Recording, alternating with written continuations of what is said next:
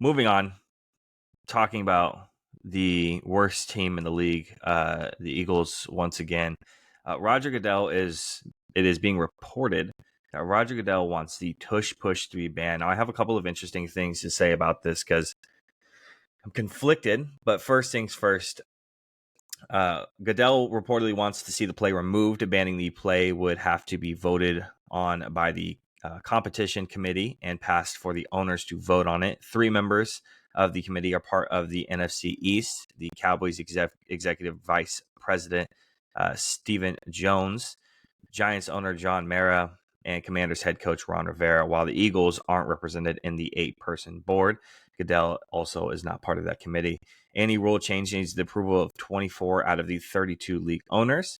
And when talking about the push itself, Philly has a 93.5 success rate when running the play since the start of the 2022 season.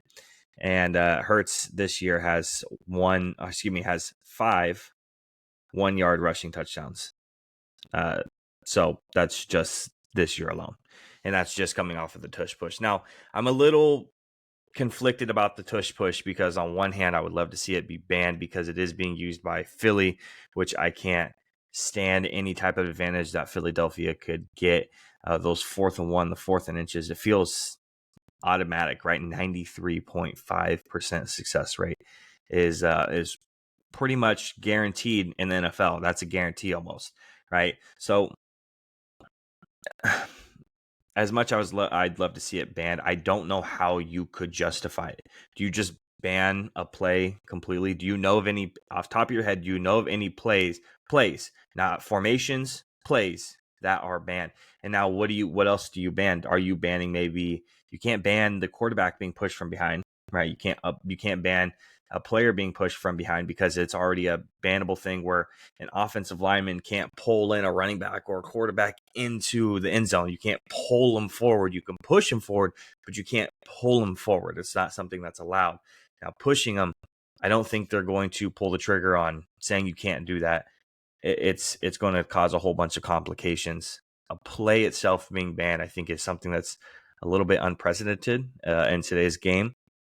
I would love to see it banned, but I don't think you can. With it available to everybody else, just because everyone else doesn't have that type of success because their offensive line isn't as big, as fast, as strong as Phillies, and as good just naturally as Phillies, I don't think you can actually put a ban on it, the play itself, unless you're going to ban the formation. But it looks like it's a kneel down formation. So how do you even ban this play without it banning the play itself? I don't think you can. I'm ready to sound off on this. Are you ready? All right, let's hear it. I got 3 things for you. Roger Goodell is the greatest commissioner in the history of American sports. I know that there are people that are going to listen to this that are going to text me a middle finger emoji for saying that NFL is the greatest sport in the world, outside of maybe soccer, football, outside of the United States. It's the greatest sport in the United States. It's not even close. Roger Goodell works for the owners. He doesn't have his own agenda. He doesn't have an original thought in his head. He's employed to do what the owners want him to do. If Roger Goodell is proposing that they ban the tush push, it's because there's owners that want it to happen. That's my first thing. Second of all, it sucks for the consumer. I'm going to institute a rule moving forward the rest of the year on 4th and 2 or shorter, 4th and 2, 4th and 1, 4th and inches. We're just automatically going to make it a first down. We're going to move the ball forward 2 yards. We're going to make it a first down. 4th and 1 and 4th and 2 are the most exciting plays in football. Those go for it downs are the most exciting plays in football. And the Eagles have eliminated the excitement. It's bad for the TV product. It's bad for the competition. It's bad for everything. Okay. Do I think it should be banned? No. Do I think it will be? Yes. Because the owners want it to happen, and it's bad for TV. Again, it goes back to money. I live in a world where it's not about what should happen. It's about why it happens. And everything happens because of money. So if it's bad for TV, which I think it is, and to throw back to our first topic of the day, the reason why the 49ers were so successful Sunday, is because they didn't have a ton of those short to go opportunities for the Eagles to convert. I don't know how you would ban it. I think that some of the most exciting plays in football right now are when that running back's trying to get the first down. You get those big old pockets of big meaty men that are pushing each other one way or another. I think that's super exciting. Mm-hmm. So you make it okay in the open field, but you don't make it okay. Um, I don't know what you would do. I think that there's been a couple of quarterbacks in the history of the league since I've been watching Tom Brady, Jimmy Garoppolo, that have been absolutely unstoppable with QB sneak, and it's still a play that's used. Um, I don't think that Jalen Hurts is being helped so much so by the pushing. I think Jalen Hurts is incredibly strong. I watched yesterday, he hiked the ball. Fred Warner jumped on top of him, and he carried Fred Warner like 5 yards deep into the end zone. I think Jalen Hurts is incredibly strong.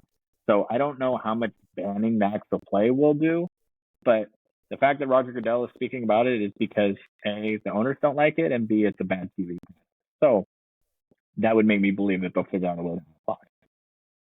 Yeah, well, I mean, when your quarterback squats 600 pounds, I think that, yeah, he's might be a little strong. And I definitely think that the quarterback itself, Jalen Hurts, does make that huge difference there.